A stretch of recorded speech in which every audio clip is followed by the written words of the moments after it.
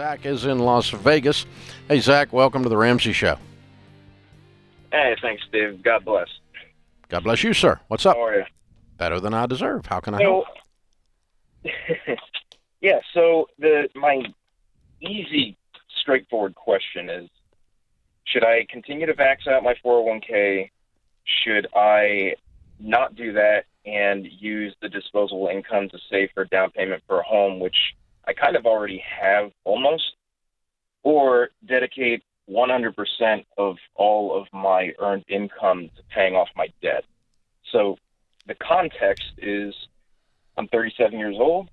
My employed salary is $75,000. I have $26,000 in credit card debt. $13,000 of that debt is 0% until May 2022, and $7,500 of it is 0% until November of 2022. I have a $425 a month car payment, but that's 0%. I'm renting, and that's about it. How much do you have in savings? About $8,000. $8,000? And how much do you owe on your car? 23, give or take. Okay. 23,000. Okay. All right. Well, Lucas, here's the thing. Maxing out your 401k, being debt-free, and buying a house are all three excellent goals. But you know how you eat an elephant. You know how you eat an elephant, a bite at a time. If you try to do three things at once, none of them are going to get done. Mm-hmm.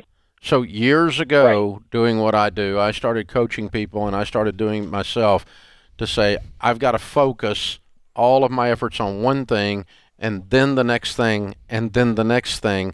And that focus allowed me to actually accomplish the goals rather than dilute my efforts by spreading them so thin that nothing got done.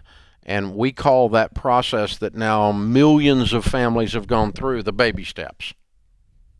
Sure. Baby step one is $1,000.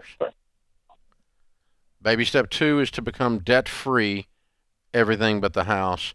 3 is save an emergency fund of 3 to 6 months of expenses. After you have that done is when you would save the down payment for a house, and then you would start baby step 4, which is 15% of your income going into retirement. You, sir, have a major debt mess. And because it's all 0%, you think it's intelligent. It's not. You have made a mess. You owe $50,000 on crap, and you don't even know what all of it is, but you're all walking around like it's 0%, and that doesn't matter a bit. You have a mess. So what you've got to do is take 7 of your $8,000, apply it to your smallest $7,000 worth of credit cards, because those will be your smallest debts. List all of your debts, smallest to largest, pay minimum payments on everything but the little one, attack the little one with a vengeance, work your way through these debts as fast as you can, probably going to take you 18 months to 2 years, and then you're going to build your emergency fund of 3 to 6 months of expenses. So if you had $20,000 sitting in a bank account and no payments at all and started saving for your house down payment, you would be wise. Sure. Yeah, I've already in the past, since April of 2019, I've paid off $26,000, and I mean, I did take your course way back. My parents kind of put me through it, and I was 0 credit card debt. I had 0 debt, period. Like 800 credit score, everything. But I was in my late 20s, and I was looking around at my elders who, had good 401ks and great money, but they worked at a company for 20 years. So when I had relatively 0 responsibilities, I, did the risky thing and went and pursued my dreams, and I'll never regret it because, God definitely built my character as a man. That's the man I am today. But now I do have this mess. And so I know that the debt snowballed, but I guess I kind of wanted just a little bit more feedback on your perspective regarding. It sounded like you wanted to be an exception, that you're a special guy. That your debt was a little bit different because it was 0%, and you have this other idea. No. Car debt didn't make you a man. Yeah. No, debt's debt, but it's more of like, so if I'm maxing out my 401k, as I am now, like I'm putting 25% of my paycheck in, and my discretionary income after my expenses every month is $600, and so I have that to play with. If I stop contributing to my 401k, except for 4%, which is the company match. What do you do for a living? I'm an architectural photographer. Okay. Zach, you're broke and deeply in debt. Yeah, you're broke, brother. This is what your plan brought you to. And so I wouldn't use your plan anymore. Your plan sucks. Yeah, you're broke, man. You need a new plan, and our plan is proven and it works. You can choose. You get to do that. You're 37 and you're a man. You can decide what you want to do. But you called here to ask what we would tell you to do. And the law of gravity is the law of gravity. Find a proven process and attach yourself to it. It's called in business best practices. We find out something that's working and we emulate it, copy it, steal the idea, whatever you want to call it. And I want you to steal these ideas. I want you to work this baby steps exactly as you were taught in Financial Peace University. And you know, if you want to do something else, that's fine. But you called here. Yeah. I want to press on him a second. He was trying to make this a math problem. And I think one of the fundamental misses sometimes, it is ultimately a math problem, is that it's a psychology issue too. And there should be some discomfort. I want you to get out of this thing. And it's like, well, it's $100 here, and we can do. Then you wake up and you're 37, and you're making a great salary, and you have negative nothing to show for it. Right. There's a lot of photographers who don't make $75,000. He must be good at what he does, but he can't see the forest for the trees here, man. Yeah. You're trying to. Here's the thing. You can't fix stupid with math.